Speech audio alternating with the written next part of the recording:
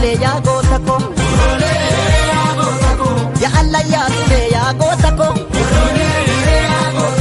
ya malkaa sibbisaa ya Goota Koo tole amboo dhuftuu ya Goota Koo eenyuma doorsisaa ya Goota Koo dagabaa hasaa daarii gibee sodaati yaa qeerroo koo ittaleeli yoo si gabee nyeree yaa Goota Koo warroolee nyeree yaa Goota Koo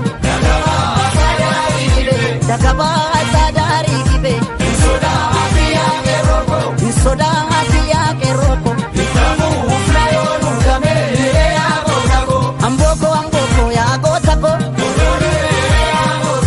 Amboo gaafa tiifi yaa Goota Koo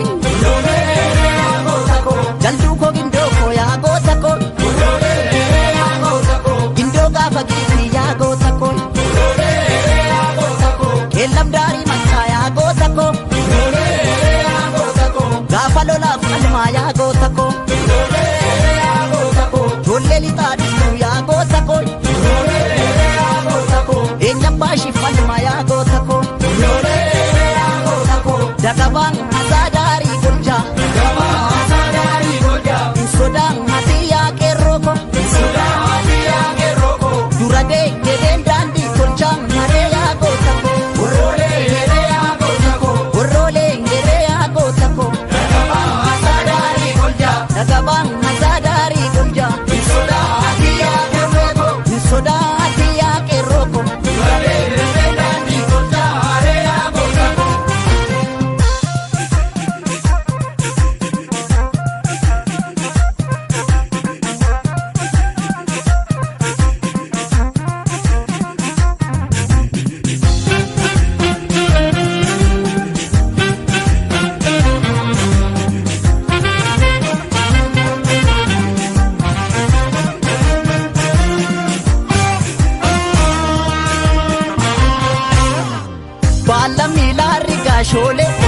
Rigaashoolee illoltee laa rigaashoolee loltee dubra rargee laa rigaashoolee bilaashii booditee laa rigaashoolee dhagaan saqqoo dhooftee laa rigaashoolee sirraan oollee lammii koonan ture mal lammii laa rigaashoolee sirraan oollee lammii koonan ture mal maleessa galgalaaraa rigaashoolee ya galgaleessi tuulaa rigaashoolee maaloo ya qeerroo koo laa rigaashoolee aduu jira jettee laa rigaashoolee nun jajjabeessi tuulaa rigaashoolee sirraan oollee lammii koonan ture mal lammii laa rigaashoolee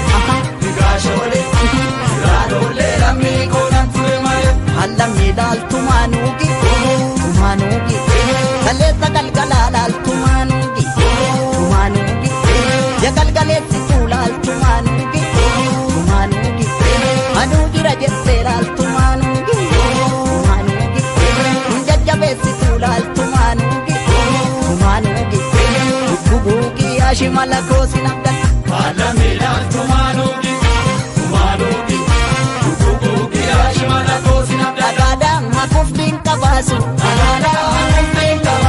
amma